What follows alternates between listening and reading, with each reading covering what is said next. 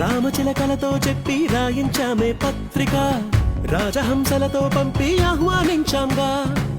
కుదురుగా నిమిషం కూడా నిలబడలేమే బొత్తిగా, ఏ మాత్రం ఏ చోట రాజీ పడలేక. చుట్టాలందరికీ ఆనందంతో కళ్ళు చెమర్చేలా, గిట్టని వాళ్ళైనా ఆశ్చర్యంతో కన్నులు వచ్చేలా. కలల్లోనైనా కన్నామా, కథలైనా విన్నామా, ఈ వైభవం